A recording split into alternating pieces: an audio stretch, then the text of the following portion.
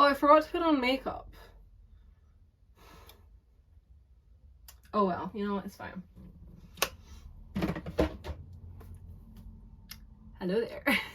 Today, I wanted to do a little haul of some books that I picked up the other day. I got them in my favourite bookshop, The Works.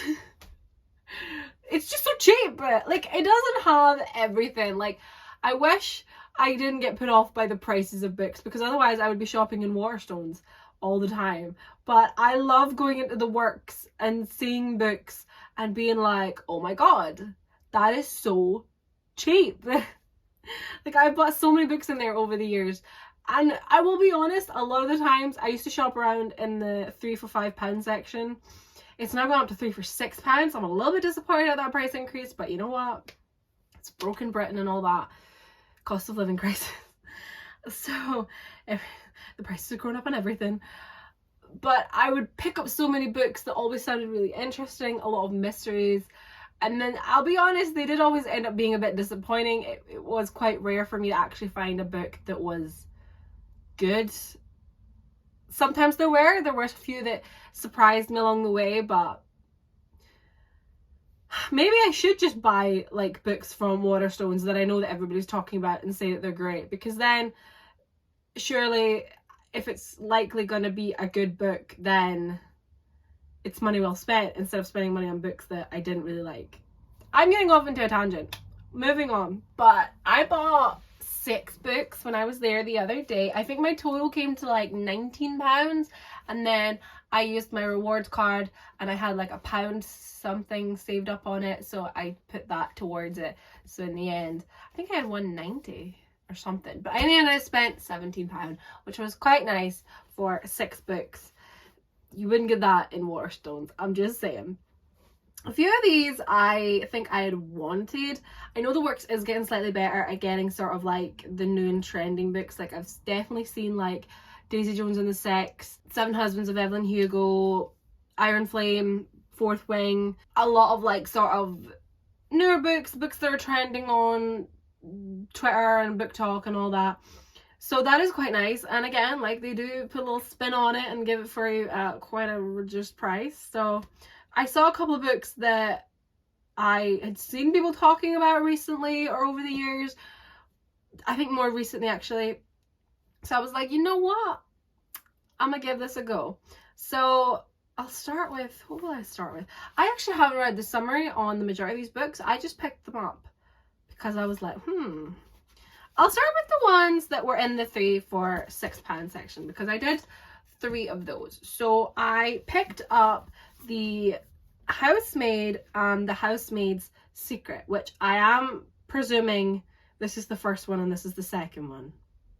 But I did not read the summary on the back of this. I'm sort of glad in a way, because I think I might just go into it blind. I can hold it up for you. I hope this will focus. If you want to pause it and give a little read, that's the Housemaid. I hope that was focused for you. And then this is the Housemaid's Secret. I hope it's focusing and that you can read that. So I didn't actually read them. I didn't read the summary. I don't want to know. I sort of don't want to know, because I think I'm pretty sure people have been talking about these on Book Talk. I'm sure they have. And I don't want to know. I really don't want to know. I'm like, you know what? When it comes to mysteries, sometimes they put a little thing on the back and you instantly know like who's going to be killed off or whatnot. So I don't want to know. I don't want to know yet what her secret is or what she's looking through a keyhole. I don't want to know what she sees. So I'm going to just leave that at that. And then the other book I picked up, just because I needed another book that was in the £3 for £6 section, because I could have just put them through because they're like £2.50 each. But I thought at £2.50 each, that's £5. For an extra £1, I might as well just pick up another book. So I was kind of looking, nothing really caught my eye. I was a bit unsure. There's always a lot of romance in that section. A lot of romance. And those books that I always feel like, I don't even know what they're called or how to describe them, but I always see them in the works. They're just like, there's always like real people on the covers. And I'm not talking like caricatures or whatever. Proper, real looking people. And I couldn't even come with a title off the top of my head, but they're always standing forefront, and behind them is like like some sort of scenery. So like maybe they're standing in front of a house, or they're in front of like a little town, but they're always very much forefront, and then behind them is like a real photo. Those kind of books, just for whatever reason, always just give me the ick. Like, I don't really like people on book covers, I have discovered. I don't like people. I'm getting closer, or I'm warming up to those kind of, like, I think Ali Hazelwood does them, where it's sort of like there's people on the cover, but they're cartoons or like caricatures. They don't look, that's so silly, I was gonna say they don't look real, but like they look like an animation kind of thing. They look quite, that looks fine to me. I'm growing warmer to that. I don't find that as bad. But when it's real people, full on real people, this was a photo shoot, game over. How did I get talking about that? Oh, because that's what's in the 3 for £6 section. A lot of those kind of books, and they all look very similar. Like, I see them lined up, and I could not quote you a single title off the top of my head, but they all look the same, and I think they're all romances. And there was a lot of mysteries in that section, a lot of kind of thriller looking books. But in the end, I picked up the Circus Train because I thought it looked really cute. Now, I did read the summary on the back of this one, because I couldn't decide if I wanted to take it or not, but I was like, I really love the blue, like, it looks really cute. So I will read the summary of this one to you, since I didn't read the others, but I did read this. Europe, 1938. Even as the daughter of the extraordinary headlining illusionist, fuck my life, her surname. I can't pronounce names. This is the biggest flaw for me. Like, I cannot pronounce names or places or words half the time. So her name's Lena, and her surname is Papadopoulos. Papadopoulos? Papa, Dopoulos. Lena Papadopoulos. Papadopoulos. I'm about to go off on a tangent. No, I'm not. Lena Papadopoulos has never quite found her place within the world of wonders, a travelling circus that traverses the continent in a luxury steam engine. Brilliant and curious, Lena yearns for the real world magic of science and medicine, despite the limitations she feels in her wheelchair. But when a young French orphan, Alexander, looks like Alexandra, spelled D-R-E instead of D-E-R, comes aboard the circus train, Lena's life is infused with magic and wonder for the first time. Yet outside the bright lights of the circus, darkness is descending on Europe. War is about to shatter Lena's world and take away everything she holds dear, and to recover what she has lost, Lena will have to believe in the impossible. This story takes place in war? World War II? Oh god, I didn't read the bottom part. Oh no. Oh, I don't really like war stories. Oh god. Well, that's the Circus Train. So it sounds quite sweet, I think. War. Oh, is it gonna be sad? Why did I not read it properly? I think I was running out of time, or I was like, I want to just pick something. My arms were aching because I was holding on to 5 other books, and I was like, just pick something, girl. Pick something. I hate the sticky residue stickers leave behind. Yuck. Well, we'll see how we get on with this, since I already can't pronounce 2 of the characters' names, and it takes place in war. That's just great. I love this. Why didn't I read the whole thing? Moving swiftly on. Now, I'd seen this book all over Twitter. You know, I want to get more into fantasy. I have bought a few more fantasy books recently. I haven't really been reading them. I haven't been reading anything. But I saw this one, and I knew it had come to the works, so I decided to get it, and it's Powerless by Lauren Roberts. I don't really know anything about this. I didn't really read... Oh no, I've just read a name. Are you kidding me? I'd seen this cropping up, and I thought that, you know, people were saying it was really good, but sometimes I find that whatever the consensus is on like Twitter or TikTok, I tend not to agree with it, because I think I'm just in a world of my own when it comes to books. let's give it a go and read the summary. Only the extraordinary belong in the kingdom of Ilia. The elites have possessed powers for decades, gifted to them by the plague, while those born ordinary are just that, banished from the kingdom of Ilia and shunned from society. No one knows us better than... It's the main character. You're kidding me. No one knows us better than Payton Gray. Might call her Peyton. That's easy. An ordinary posing as a psychic to blend in with the elites. When she unexpectedly saves one of Elia's princes, Kai Azar, she's thrown into the purging trials, a brutal competition showcasing the elite's powers. If the trials and the opponents within them don't kill her, the prince she's fighting feelings for will if he discovers that Payton is completely ordinary. Huh? Be swept away by the first in the epic and sizzling fantasy romance trilogy taking the world by storm? There's more? Oh, I hope it's good then. Because if it's good, then I'll be like, oh, there's more! If I don't enjoy it, I'll be like, there's more. But I love the cover. I love the sword and the effect it has. I love the writing. Like, these are the covers I love. They're just stunning. Hunted, hunter, destined for each other.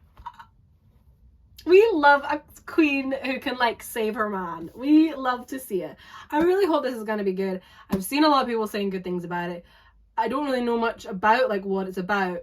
I've never really heard anybody talk about, like, what it's about, like, what kind of tropes are in it. Obviously, we know she's in love with a prince. That's adorable. If it's a trilogy, I don't know where that's going to go. I'm excited. I see as well, like, I saw these markings on the side, and it's got a lot of, like, really cute, pretty artwork. I love that. I love that in books. Oh my god, the writing is quite small. But I love when there's, like cute little, like, look, pretty flowers. I love that. I'm really excited to read this one. I'm hoping maybe I'll read it in March. Because, you know, February is the month that I want to read. February, I already have my TBR planned, so I think these could be like little March reads, but we shall see. So next up, I also picked another book that I had seen cropping up everywhere. Now, I'm pretty sure, I feel like I saw a different cover for this, so I can't. Please let me know if you know. Let me know if you know. You know, you know. But I feel like I've seen other covers for this, and I can't tell if this is a new cover, but it's... you know what, actually, I realize I can't even pronounce this. Is it pronounced Babel or Babel? Babel? I feel like I've never heard anyone say this out loud. But I'm sure the cover used to be gold. Is this a special edition? Or, like, is this a new cover? Or was it always like this? Am I tripping? Like, I saw this, and I was like, oh, is this a sequel? I didn't actually read the summary of this one, but I have seen people talk about this on TikTok, Instagram, Book Talk, probably YouTube. I feel like it's been cropping up recently, and I didn't really know what it was about. I will read the summary on the back, just because I kind of want to know what it is, but I think it's a kind of fantasy-ish. We shall see.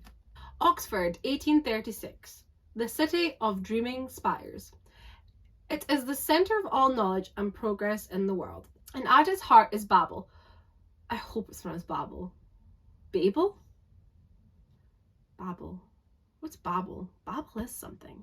Is Babel like a language learning site? Like, not Duolingo, but Babel. Maybe I'll call it Babel. I really should Google how to, like, pronounce things. And at its heart is Babel. Babel. Oxford University's prestigious Royal Institute of Translation. The tower from which all the power of the empire flows. Orphaned in Canton and brought to England by a mysterious guardian, Robin Swift thought Babel, a paradise until it becomes a prison. But can a student stand against an empire? Ooh. Ah. Yee. So it sounds quite cute. I love the cover. I see something in the back. The Times said for Philip Pullman fans. And I must admit, the cover a little bit, like, I'm looking at the rooftops and, like, obviously here in Oxford University, it's kind of making me think of Historic Materials. The golden, like, the very first one, the Golden Compass. Was the first one called the Golden Compass?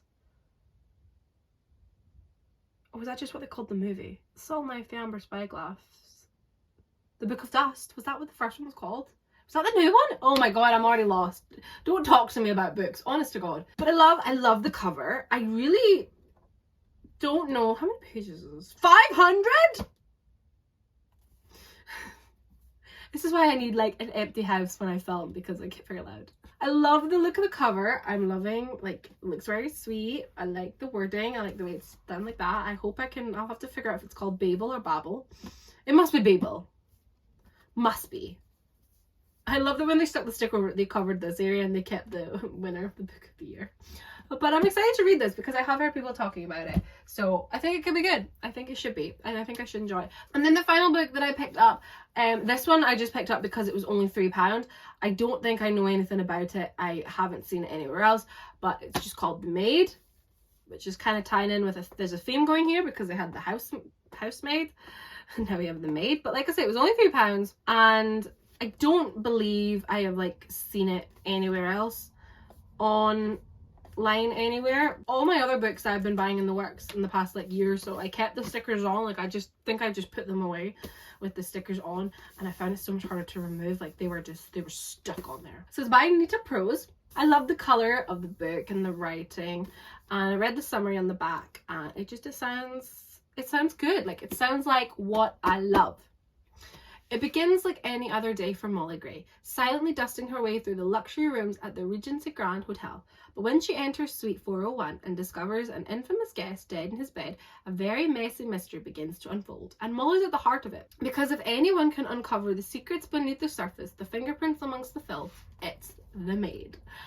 I think it sounds interesting. It doesn't look very long. Oh, the writing's a nice size. So, honestly, it was only £3, and I thought, oh, I love a little mystery. I think it should be good fun. So these are all the books that I bought in the works. Ooh. And I'm excited to read them. I think they'll be good. I have high hopes for some. I have low hopes for myself for being able to pronounce anyone's names, but that's just standard me, and I never look things up. But yeah. And I only spent £17 for 6 books. That is a bargain. That is basically, technically, like £3 a book when I have 6. Nice. So let me know if you've read any of these books, if you plan on reading any of these books. I am just very excited. Very, very excited to just get back into reading. I have been in a bit of a slump, as per usual. But I've been really powering through the book that I've been currently reading, and I literally only had like 50 pages to go. So I'm on it. And once I finish that, I think I'm planning on starting either Caravel or A Good Girl's Guide to Murder, which both of them are going to be rereads for another video that I'm doing. So yay. Yes, good plan. So thank you so much for watching this video, and I will see you in my next one, whatever that may be. Bye-bye. How am I going to get through some of these books when I can't even pronounce the main characters' names? I'm going to have to Google the shit out of this.